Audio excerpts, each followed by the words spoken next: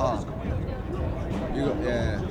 Got it? No, you got some pink chunks over there. Still look great.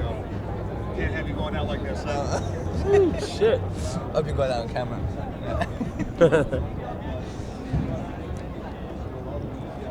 This is Marcus Korva with Studio MMA and MMA Net, and we're here with Strikeforce heavyweight tournament finalist Danny Cormier. How are you feeling today? I'm feeling good, man. I haven't seen you guys since Dallas. It's my first big show, you know. Now I'm in the finals of this tournament. I never even thought it possible.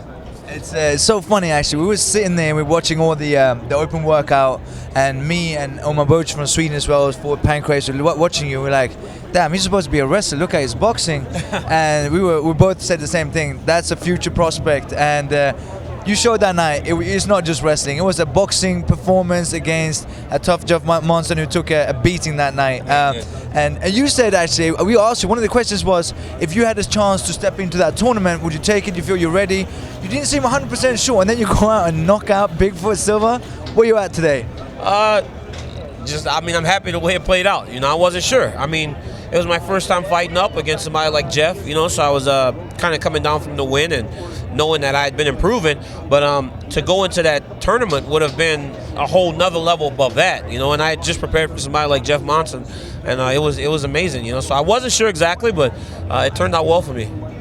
Yeah, you could say that, and obviously you said you've been working on your stand-up. You look like a boxer, heavyweight boxer in there. And one of the questions today here at the press conference with Cain and Junior Dos Santos was they're saying they're not powerhouse, they're not that big. You're a heavyweight, and you were saying the same thing. It's not always size and power; it's also about speed. Yeah. How do you look at this fight, the matchup? Oh, it's a great fight, man. You got the two best guys in the world, you know, hands down. They've shown it. Junior dominated Shane Carwin, who was widely considered one of the top 5 guys in the world. Cain beat Brock when he was #1 in the world and has wins over other guys too. So their performances have shown that they are the 2 best heavyweights in the world. They're not big guys. You know, they're 240, 245. You know, you don't have to be a monster to fight in this division. So it's a great fight. Both guys have advantages. I think Junior's probably the better boxer. Cain's got great boxing skills also, good kickboxing skills, but again, advantage is wrestling. You know, Cain's wrestling is probably the biggest gap between skill sets in the fight. So him being able to determine where the fight takes place is going to be the key. You being an Olympic level wrestler and being part of the same camp as Cain, AK, how big part of his training camp have you played for this fight? A decent part. Not as big as Brock because of my injury and the Bigfoot fight. Wasn't able to spar with him, but I've been able to wrestle, work wrestling with him, drill wrestling. We still get together on Saturday mornings and work on technical skills, game planning for the wrestling aspect of the fight, and just hanging out. You know, I can just be a friend.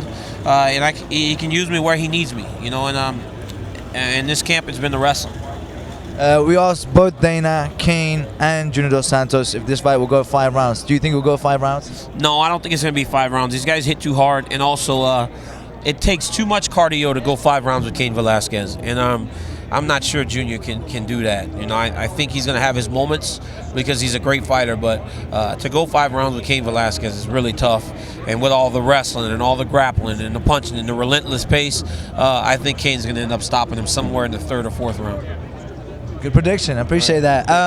So you're in the final. You're supposed to fight Josh Barnett, and there's been, you know, there's rumors, there's people talking about Strikeforce, the heavyweight tournament. Anything you want to say about that? How did you feel about it? Oh man, I hope the fight comes. I want to fight. You know, I want to fight Josh Barnett. It's a huge fight for me. Another step up. I like big time competition. You know, obviously, you know, Olympic Games and World Championships every year in wrestling. I like big time competition, and fighting Josh Barnett is a huge step up for me. And also, it's just like the logical next step in my career. You know, I have to continue to build and continue to win big fights. Josh Barnett in the finals. If that fight doesn't happen with Strikeforce, there's also rumors about perhaps, you know, Strikeforce and UFC merging. Not overseeing Josh Barnett at all, but is anyone else out there you want to fight? You watch them, you say, that's a test. That's a skill set test for me. Yeah, stern test, man. Anybody in the top 10. Those guys are all tough tests. You know, they're step ups for me and experience and skills. You know, so I'd like to test myself against the best guys. You know, Shane Carwins and the Nogueiras. You know, those guys. I want to fight the best guys in the world in my area. You know, and then eventually get to the top where I'm fighting the Brock Lesnar's and Alistair Overeem. You know, and those guys. Being part of the training camp of the heavyweight world champion, does that inspire you? Does it help confidence-wise being in there and having a chance to mix it up, knowing at what level you have to be at to be a world champion? Oh yeah, definitely being able to see it. You know, we have a few guys training at the championship level. Kosh just got finished training for a championship fight. Obviously didn't win, but I was able to see him train for it. Watching Cain prepare for these 2 fights has been great. And also it gives me confidence going into the cage. You know, if you train with number 1 every day, it takes care of 2, 3, 4, 5, 6, and everybody else down the line. So it gives me confidence when I step into the cage and when I fight these other guys. Pleasure talking to you, Daniel. Thank you very much. I'm really looking forward to seeing more of you in there. Thanks, I appreciate it. Always a really nice guy. Always a pleasure being with him. And one last question. Josh Barnett's little speech before his last fight. Did you see that? At the open workout? In Dallas? In Dallas, yeah. Yeah, that was crazy. Professional wrestling? Yeah, did you watch it? Yeah, I watched it.